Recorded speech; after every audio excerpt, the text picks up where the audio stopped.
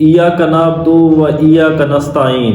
امید ہے آپ سب خیریت سے ہوں گے۔ اگر آپ لوگ میرے چینل پہ نئے آئے ہیں تو کائنڈلی سبسکرائب کر لیجئے اور بیل آئیکن کو پریس کر لیجئے تاکہ آنے والی نئی ویڈیو کی اپڈیٹس آپ لوگوں تک وقتاً فوقتاً پہنچتی رہا کریں۔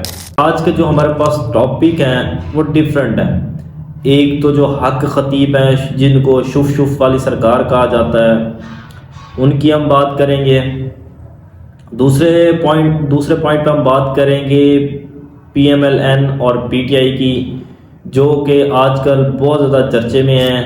الیکشن تو ہو گئے ہوئے ہیں لیکن ابھی تک الیکشن کا رزلٹ وہ آ چکا ہوا ہے، سب کو پتہ ہے، لیکن حکومتیں نہیں بن پا رہی، وزیر اعظم نہیں بن پا رہا کہ کس کو وزیر اعظم بنایا جائے۔ ہم بات کرتے ہیں شف والی سرکار کی۔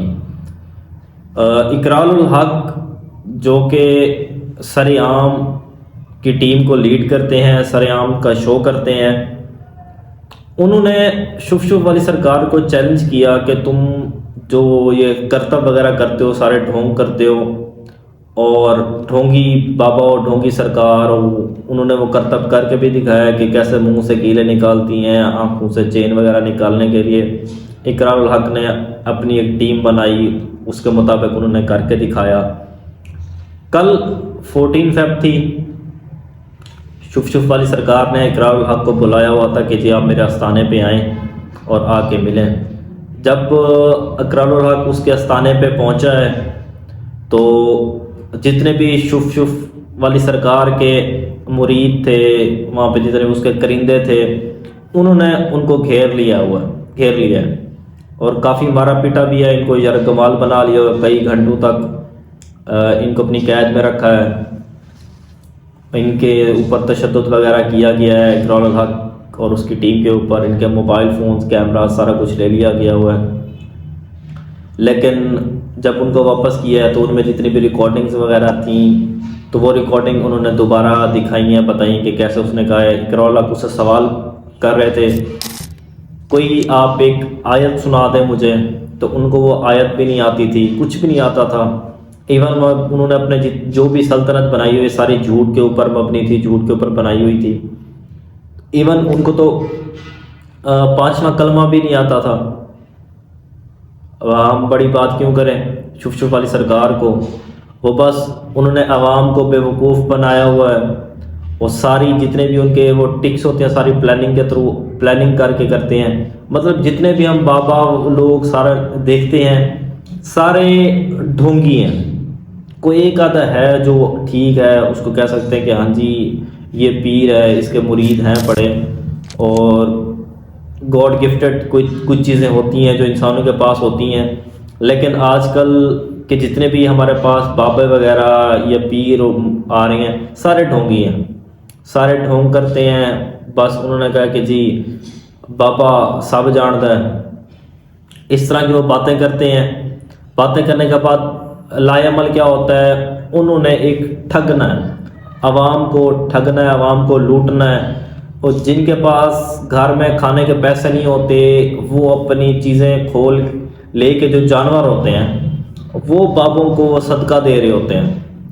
صدقہ دینا ہے تو اپنی ذات کا دیں، کسی مدرسے میں دے دیں، کسی غریب کی مدد کر دیں، خود غریب ہو لیکن پھر بھی تم لوگوں نے وہ ان فیک باباؤں کو دینا ہے۔ خدا را کچھ خیال کریں، ان کی جو جنگل سے نکل ہیں۔ اب ہم بات کرتے ہیں، ہمارا الیکشن ہو گیا، رزلٹ آ گیا، سارا کچھ ہو گیا، پتہ بھی چل گیا کہ کون سی ٹیم ون کر رہی ہے، لیکن اسٹیبلشمنٹ یہ نہیں چاہتی۔ اسٹیبلشمنٹ جس کو لے کے آنا چاہتی ہے وہ اس کے لیے وہ ورکنگ کر رہی ہے۔ آئے روز کوئی ایک آدھا جو آزاد امیدوار تھا وہ دوسری پارٹی جوائن کر رہا ہے، بلیک میلنگ انہوں نے شروع کر دی ہوئی ہے۔ اب دو تھے، ایک شبیر علی اور ایک رانا اورنگزیب، ان کو انہوں نے پریشرائز کیا، لیکن وہ فی الحال روپوش ہیں، وہ فی الحال منظر عام پہ نہیں ہیں، کیونکہ ان کو بھی دھمکیاں مل رہی ہیں، تھریٹ مل رہی ہیں کہ ہاں جی پی ایم ایل این یا پی پی جوائن کر لیں، ادروائز آپ لوگوں کے ساتھ اچھا نہیں ہوگا۔ فی الحال وہ روپوش ہیں، اب دیکھنا یہ ہوگا کہ وہ کہاں پہ ہیں، اور کیا وہ جوائن کریں گے، زور زبردستی میں آ جائیں گے یا نہیں آ جائیں گے۔ عمران خان نے وزیر اعظم کے لیے عمر ایوب کا نام منتخب کر دیا ہے کہ جی آپ میرا آنے والا جو وزیر اعظم ہوگا پی ٹی آئی کی طرف سے وہ عمر ایوب ہوگا، عمر ایوب صاحب ہوں گے۔ مریم کو وزیر اعلیٰ بنانا چاہ رہے ہیں پنجاب کا، لیکن وہ اس قابل نہیں ہے کہ ان کو وزیر اعلیٰ بنایا جائے۔ ایون نون لیگ تو اس اہل بھی نہیں ہے کہ وہ حکومت میں آئے، لیکن کیونکہ ان کی بات ہو گئی ہوئی آپس میں اسٹیبلشمنٹ اور انہوں نے آ کے اپنا گٹھ جوڑ کرنا ہے، دین جتنے بھی بلز وغیرہ ہوں گے وہ بل بنا دیکھے بنا کچھ کیے وہ پاس کرتے چلے جائیں گے، اور اس کا سارا فائدہ اسٹیبلشمنٹ کو ہوگا کہ کوئی ان کے اوپر سوال یا کویسچن مارک کرنے والا نہیں ہوگا اگر وہ حکومت نون لیگ یا پی پی کو دیتے ہیں تو۔ دوسرا ابھی پی ٹی آئی کی طرف سے یہ آ رہا ہے کہ انہوں نے ہفتے والے دن پورے ملک میں پہیا جام ہڑتال کرنی ہے، مطلب سیٹرڈے والے دن پی ٹی آئی نے پورے ملک کے اندر اپنا احتجاج کال کروانا ہے۔ اس کے جتنے بھی یہاں پہ ممبرز ہیں، جتنے بھی مطلب اس کے سپورٹرز ہیں پی ٹی آئی کے، ان سب نے آ کے احتجاج ریکارڈ کروانا ہے۔